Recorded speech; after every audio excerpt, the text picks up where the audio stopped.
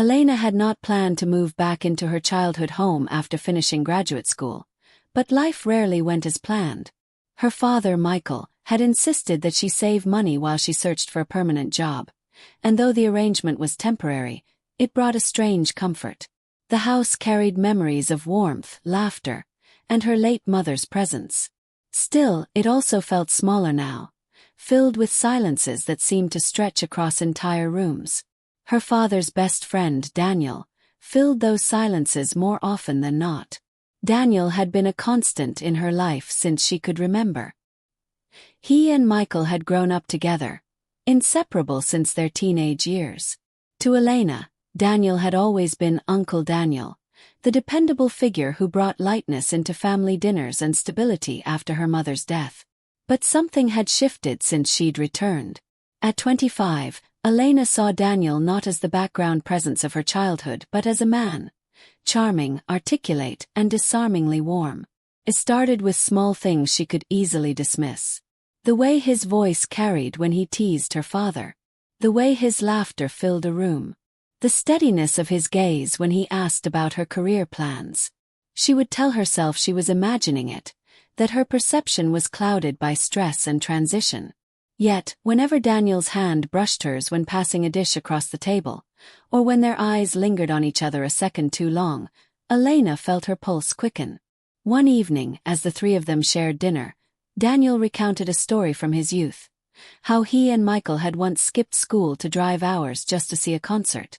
Michael laughed, shaking his head at the memory, but Elena noticed the way Daniel's eyes flicked toward her while he spoke, almost as if checking for her reaction. She smiled politely, then quickly lowered her gaze, afraid of what might show on her face. The guilt came swiftly after each moment.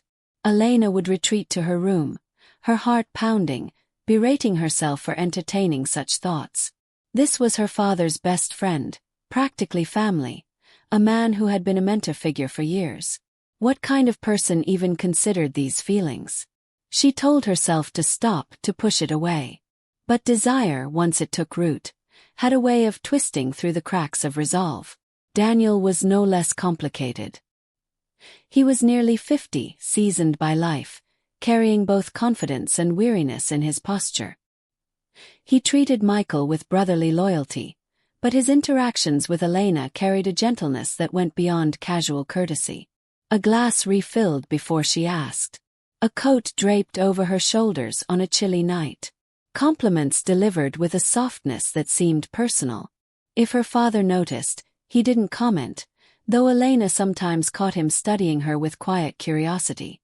There were moments Elena replayed in her mind, over and over. One afternoon when Michael had gone to run errands, she and Daniel sat on the porch together. The air was heavy with the smell of cut grass. Daniel spoke about his failed marriage, about loneliness, about how time slipped away faster than anyone realized. She listened, nodding, feeling the vulnerability in his words. When his hand brushed hers on the wooden railing, she didn't move it away immediately. That pause, fractions of a second, burned into her memory. After that day, she found herself anticipating his visits. She noticed the pattern of his knock at the door, the sound of his footsteps in the hall, the low timbre of his voice in conversation with her father. Each sound made her stomach tighten. She hated herself for it, yet she couldn't help it. She started to choose her clothes more carefully on evenings she knew he would come by, convincing herself it was about self-confidence, though deep down she knew it was about him. Her father remained blissfully unaware. Michael was grateful for Daniel's company, grateful for his support in the years since losing his wife. He saw Daniel as family, as a brother who had stood by him through grief and rebuilding. Elena knew the depth of that bond, which made her own private turmoil unbearable. To betray her father, even in thought, felt like a crime. And yet, late at night, when the house grew quiet, Elena would replay the day's encounters, small as they were. The warmth in Daniel's smile. The way he leaned closer than necessary when explaining something. The softness in his eyes when he asked how she was holding up. These fragments stacked upon each other like tinder, waiting for a spark. She told herself it was only admiration, only loneliness playing tricks on her. But in the deepest part of her, she knew she was standing on a dangerous edge. Every interaction with Daniel drew her closer, and every effort to pull back only made the pull stronger. The boundaries of family, loyalty, and morality blurred into a haze of longing she could neither fully embrace nor completely deny. The more she tried to bury it, the more it grew. And she feared that if something, anything, shifted, her carefully held restraint would collapse, setting off consequences she dared not imagine. Michael had left on a business trip, a rare occurrence but one he had been preparing for all week. Elena wished him a safe journey, hugging him tightly at the door. When the car finally disappeared down the street, she stood in the doorway for a moment, oddly unsettled by the silence. The house felt different without him, emptier, yet charged with something unnameable. She busied herself with small chores, moving from room to room, but the quiet pressed down on her until she poured herself a glass of wine and settled on the couch with a book she could not focus on. An hour later there was a knock. She knew the rhythm instantly. 2 quick taps, a pause, then another. Daniel. Her stomach tightened as she opened the door, surprised but not surprised to see him standing there, bottle of wine in hand. "Thought I'd keep you company," he said, his tone casual, though there was a flicker in his eyes that betrayed more. She hesitated, then stepped aside. "Sure. Come in." They sat together in the living room, the lamplight soft and golden, the night pressing against the windows. Conversation flowed easily at first. Michael's trip, Elena's job search, Daniel's latest project. They laughed, clinked glasses, filled the space with comfortable chatter. But beneath it all ran a current neither of them named. As the wine worked its way through her system, Elena felt herself loosen.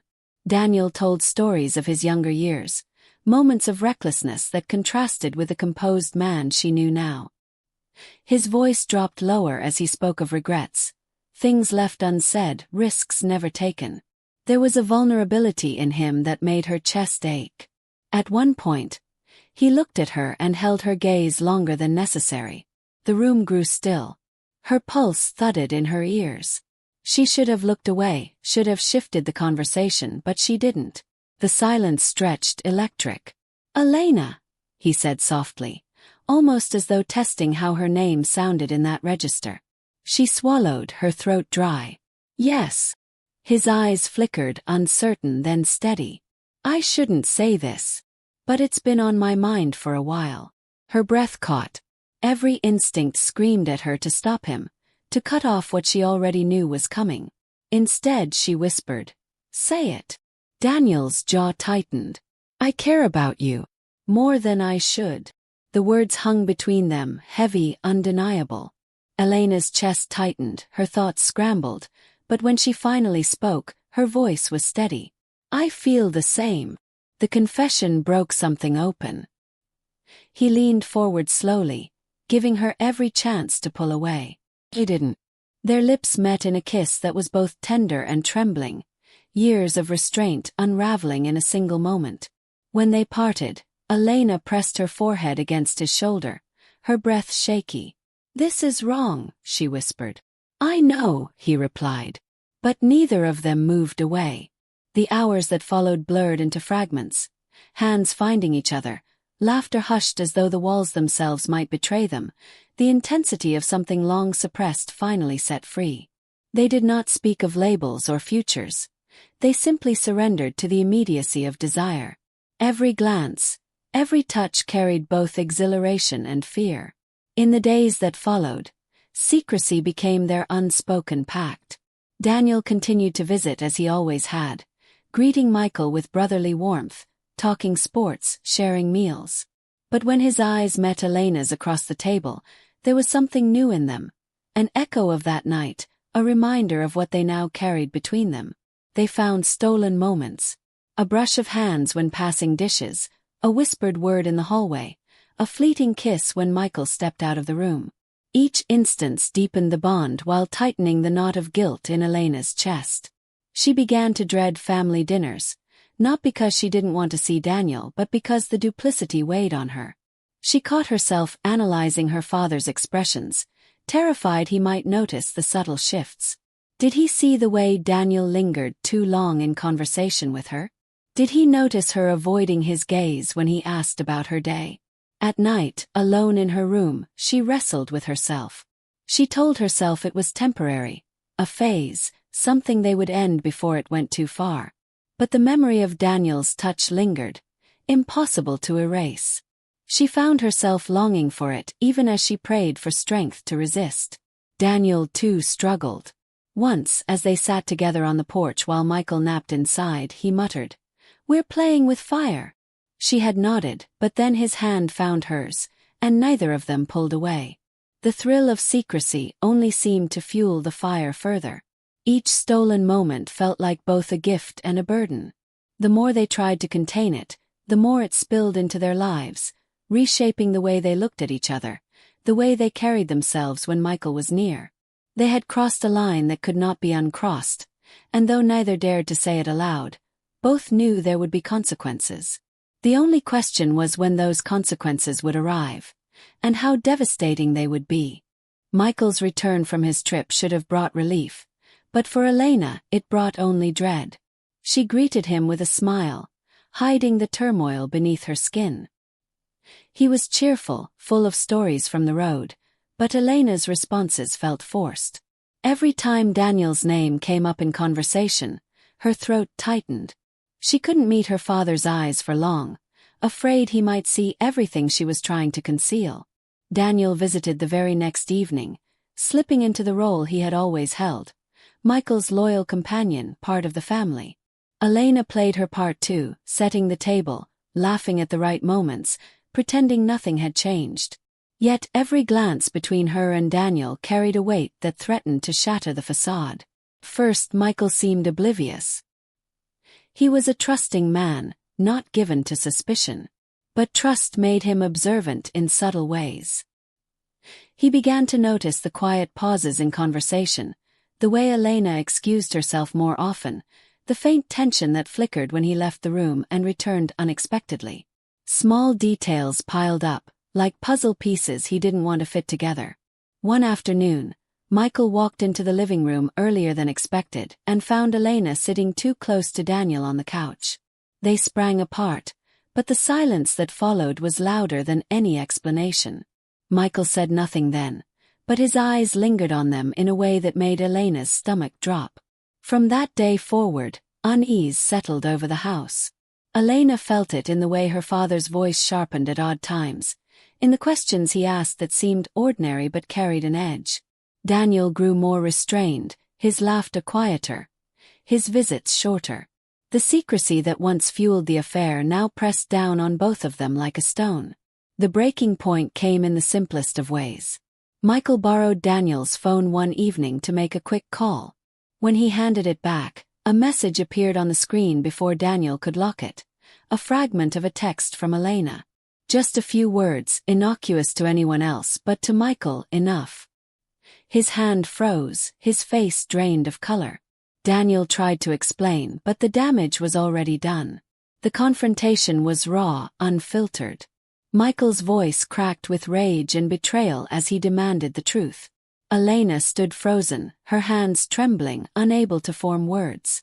Daniel attempted to take the blame, saying it was his fault, his weakness, but Michael's fury cut through every excuse. He saw not only his friend's betrayal but his daughter's complicity, and the wound was too deep to mend. "You were like a brother to me," Michael spat at Daniel, his voice hoarse. "And you?" He turned to Elena, his eyes full of hurt more than anger. "You're my daughter. How could you?" The weight of his words crushed her.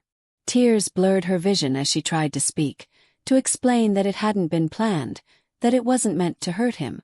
But explanations meant nothing. The betrayal itself was unchangeable, etched into the fabric of their lives. Daniel left that night, his shoulders slumped, his presence vanishing from the house like a shadow erased by light. Michael closed the door behind him with finality, the echo of it reverberating through the rooms. The days that followed were hollow. Michael barely spoke to Elena, moving through the house like a man carrying invisible wounds. She tried to reach him, But each attempt met with silence or curt replies. The warmth that had defined their relationship was gone, replaced by a cold distance that pained her more than she could bear. Elena felt the full force of her choices then. The thrill of secrecy, the intensity of desire, it all seemed trivial compared to the devastation it left behind. She had lost not only Daniel but something far more precious: her father's trust. She often found herself staring at small details in the house. A family photograph turned face down on the mantel, her father's untouched coffee mug in the morning, the empty chair where Daniel used to sit. Each one was a reminder of what had been destroyed. Daniel tried to reach out once, a brief message asking if she was all right. She deleted it without replying. She knew there was no future in what they had shared, only a past that carried too much pain. Whatever connection they had felt was drowned beneath the weight of betrayal. In the end, Elena learned that forbidden desire was never just about passion. It was about the consequences, the ripples that spread far beyond two people. She carried that knowledge like a scar, invisible yet permanent, a reminder of the cost of crossing boundaries that should never have been broken. The house was quieter than ever now, the silence no longer comforting but suffocating. Faceless in her own story, Elena moved through her days with the awareness that nothing would ever return to what it was.